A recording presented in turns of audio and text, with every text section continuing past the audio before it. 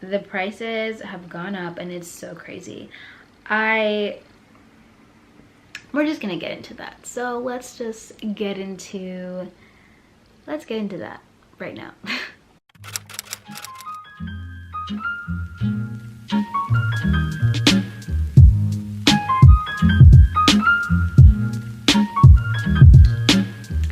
Hi guys, welcome to my channel. Welcome to the Pink Apartment. So today I will be talking about Chanel's recent price increases and my opinions on that, what I think about it, and all that good stuff. So if you are interested in what I think and the logistics of their price increases, then please keep watching. First opinion about this whole Chanel price increase thing is the fact that it's terrible timing. In the words of the great Nelly Rose, it's a pandemic, and I don't think it's culturally appropriate, or I don't think it's culturally sensitive to openly exhibit a price increase during a pandemic. Obviously there was some PR statement saying like we increased our prices, but previously Chanel did list their prices for their handbags on the website. Now it's not available. It's literally every single handbag that you will see on the Chanel US website is price available upon request, and I don't like that. I don't like that because I feel like every time I've seen that somewhere, it's obviously because something is above a certain price. There was never a point where you could order Chanel online from the Chanel store to your home. Like, that's never been their platform, that's never been their marketing strategy, and so I didn't see the point of not including prices. I feel like my next point is, in the grand scheme of everything that's going on right now, it doesn't actually matter. It doesn't actually matter at all, because people who are considering buying a Chanel bag, or even people who are considering investing or saving up for their first Chanel bag, they're in a position of privilege. Anyone who is buying their first Chanel bag, or buying an additional Chanel bag, or considering it, is in a considerable position of privilege. So in the grand scheme of things, Chanel's price increase, it means absolutely nothing to them.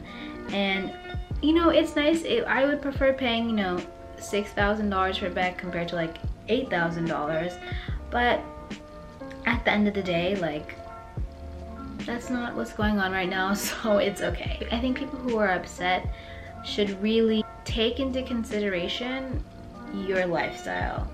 You should really think about what you have, and I think you should also be thankful that you can be upset about something as trivial as Chanel increasing their prices, because at the end of the day, there are people who don't have homes, people who don't have food, people who are unemployed, who are laid off, who can't provide for their families, who are in extremely tough and challenging positions.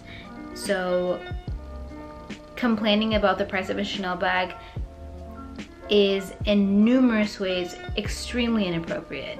So there's that. Okay, my next point is it worth it? So I'm gonna insert a chart here that I actually saw from Sophie Shohet's video. No, Sophie Shohet?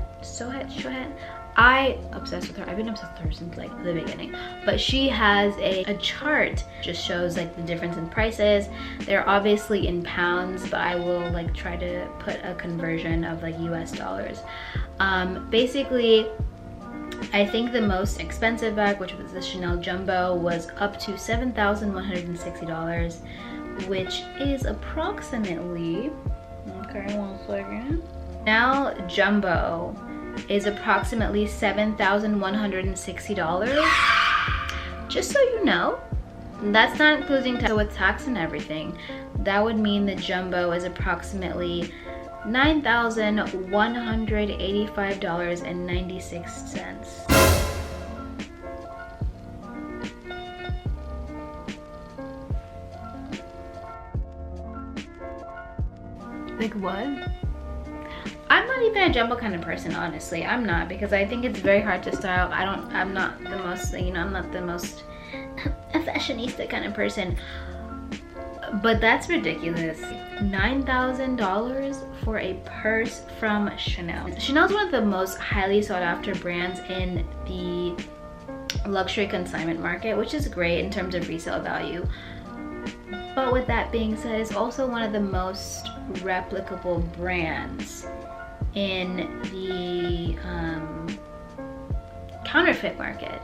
So I don't think I would want to pay $9,000 for a bag, for a classic jumbo bag, when it's being resold in the fake, you know, market for like maybe $200, which is still a lot of money for a fake Chanel bag. But I just can't bring myself to it.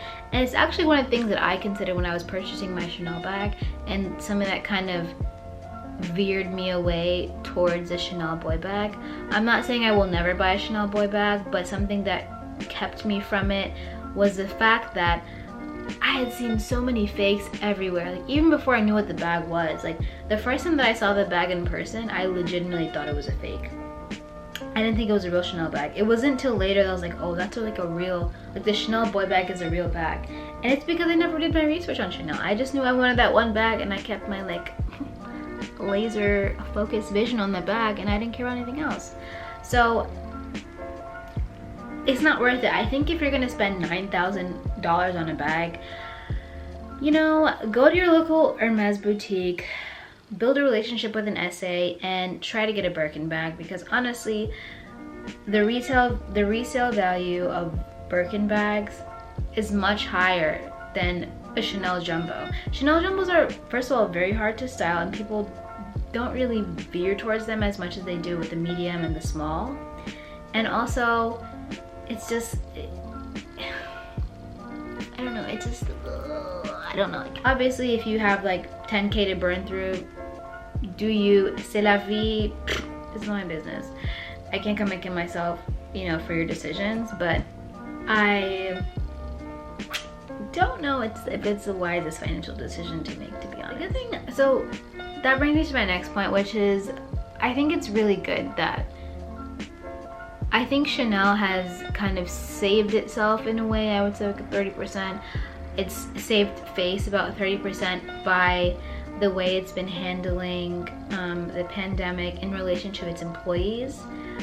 Even though they don't sell online, so they're not making revenue and they're not creating a profit from their, you know, selling products, at least directly from their stores, they are at least employing their employees. That makes sense.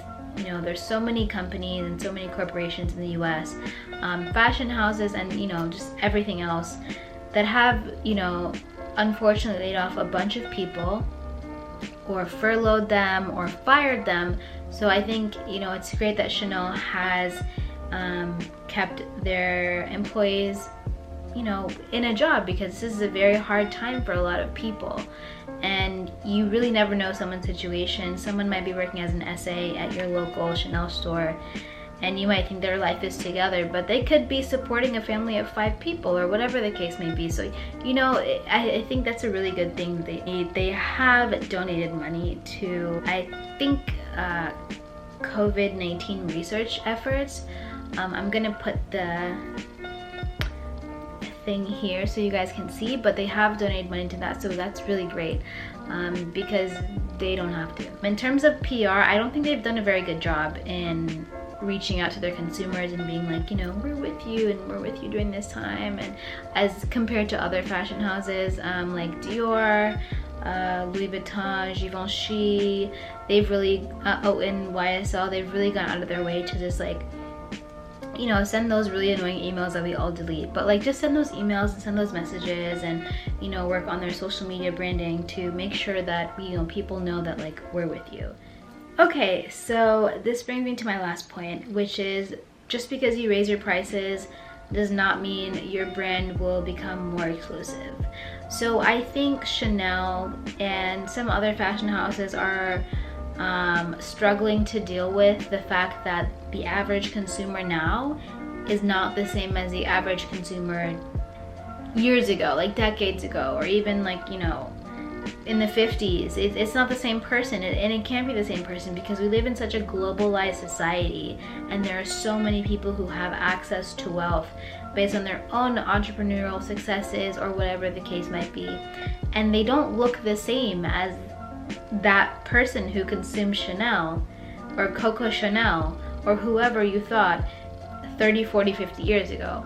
And even, you know, the really unfortunate thing is, even though we are in a, you know, more modern time, the way that certain people are treated, you know, when they enter Chanel boutiques is just not the best. And I think that that's somewhere that Chanel really lacks. I don't think it's as bad as Hermes. Hermes is just, I'm not gonna get into that, but it's not the same. I think if they really want to rebrand or really want to try to make their, you know, their products more exclusive, they should, you know, take a note from Hermes and limit the amount of stock that's available to consumers. And if someone really wants something, if they really want a classic Chanel bag, if they want a boy bag, whatever that may be, put them on the list. I think that's the only way to do it. But raising prices isn't going to do that, because you're still going to attract the same people. Obviously, if you're just trying to, you know, raise profits because of the, you know, unfortunate circumstances of coronavirus, I genuinely think they're raising their prices just because it's time for that. I just wish they would do it, you know, whatever. But okay, so my overall thoughts on this whole situation is there will always be a demand for Chanel. It has a multi-generational appeal, which some brands struggle with.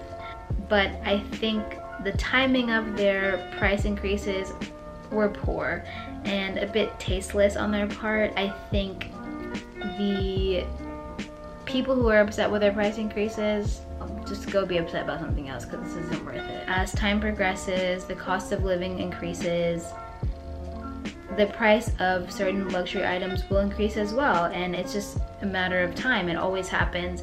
I just think it's very tasteless that they did it now. If you work at Chanel, or if you know a Chanel SA, or if your Chanel SA has told you anything about what's going on in the US specifically, because I've only heard from the UK influencers and YouTubers, please let me know, because I would love to know. I would love to get the inside scoop. So yeah, I mean, if you enjoyed this video, thank you for staying this long. Tell me what your thoughts are. Tell me what you think about paying close to $9,000 or whatever for a Chanel Classic flap. If you think it's worth it, if you think it's not worth it, let me know what you think, because I'm genuinely curious. I personally wouldn't invest that much money in a bag, but you know, if my income were like, you know, 10 to 100 times more, who knows what I would do. I have no idea. Yeah, thank you so much for watching. I really enjoyed making this video. I feel more like comfortable making this video, even though I'm not like a luxury vlogger. I loved making this video. So yeah, if you enjoyed this, please, you know, smash that like button, comment, share, subscribe, all of those things. And thank you for watching, and I will see you guys in my next video.